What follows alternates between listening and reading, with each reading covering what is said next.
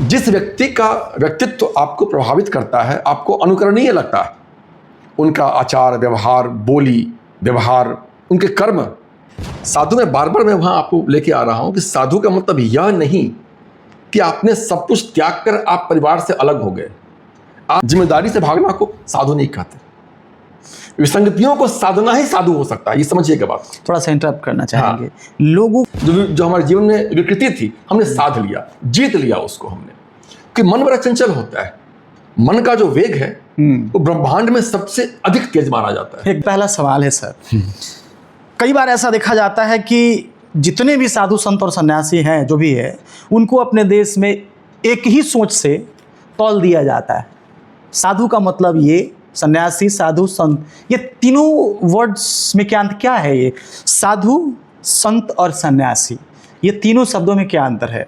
देखिए, ये तो बड़ा गहरा प्रश्न आपने आज उठाया है।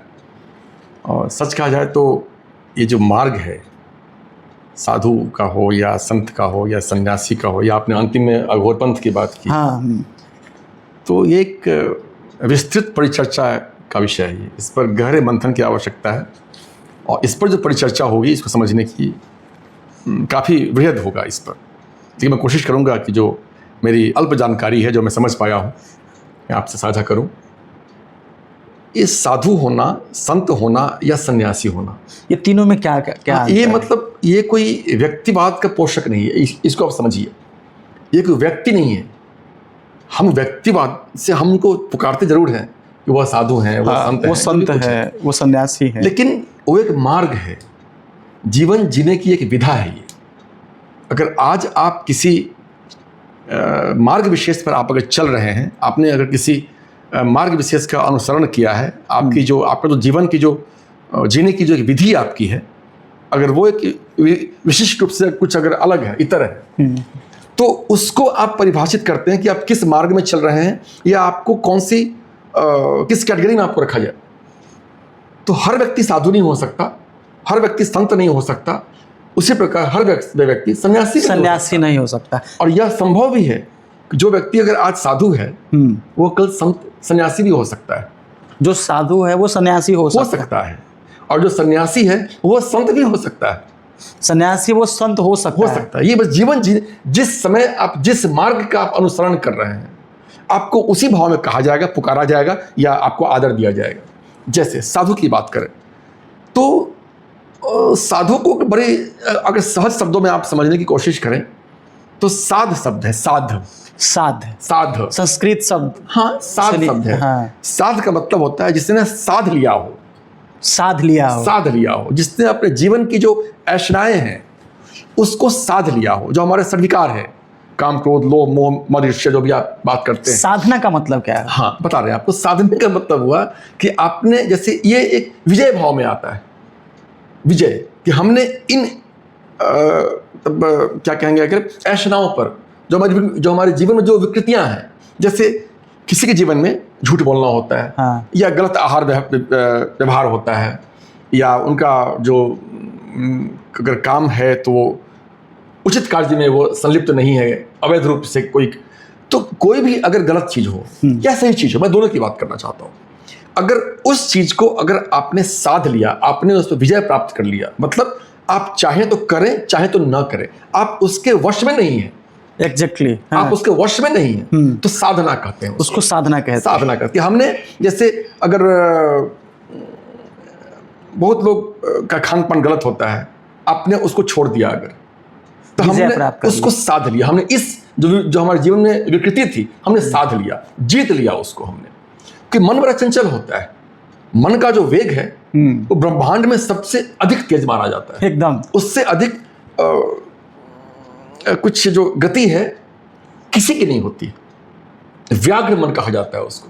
तुरंत कभी यहाँ कभी वहाँ, कभी वहाँ। तो मन की गति को साध लेना, आपकी जो विकृतियां हैं, अशनाएं हैं, उसको साध लेना, वो साध कहते हैं उसको। साध कहते हैं। जो अपने जीवन की विकृतियों को, विसंगतियों को जो साध लेता है, उसे साधु कहते हैं। समझिएगा, जैसे वो व्यक्ति अपने पारिवारिक जीवन में रह कर भी अगर अपने जीवन को सतमार्ग की ओर, सत्संग की ओर, सुकार्यों की ओर और पारिवारिक जीवन का अगर निर्वहन ठीक ठाक कर रहा हो, दूर रहकर भी धन से या संपत्तियों से थोड़ा विरक्त होकर भी जिम्मेदारी से भागना को साधु नहीं कहते।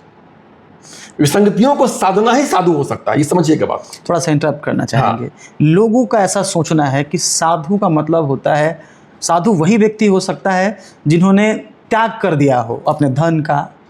साधु और सन्यासी को लगभग से सन्यास की बात छोड़िए, हम आते हैं उस पर। लोग का ऐसा सोचना है कि जो हर चीज त्याग दिया हो, जिसका जीवन एकदम जैसे जंगल में लोग पहले जिया करते थे, है ना, तपस्या करने वाले लोग, तो उसको ऐसे लोग समझते हैं। नहीं, देखिए वो जंगल की बात हम लोग आगे चर्चा करेंगे उस पर।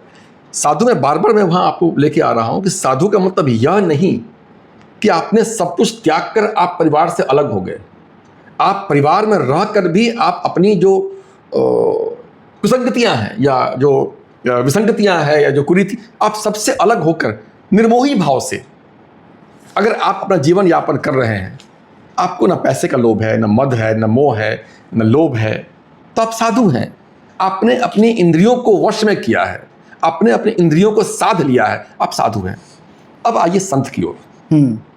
संत व्यक्ति वो होता है, संत व्यक्ति कोई भी हो सकता है, अगर आपका आचरण, आपका चरित्र, आपका आचार व्यवहार, आपका व्यक्तित्व अगर अनुकरणीय है। यह आवश्यक नहीं कि आप बहुत पूजा पाठ करते हो या आप तप करते हो, जप करते हो, या किसी मार्ग में आप हों, किसी गुरु के शिष्य परंपरा में आप हों, ये कोई आवश्यक नहीं।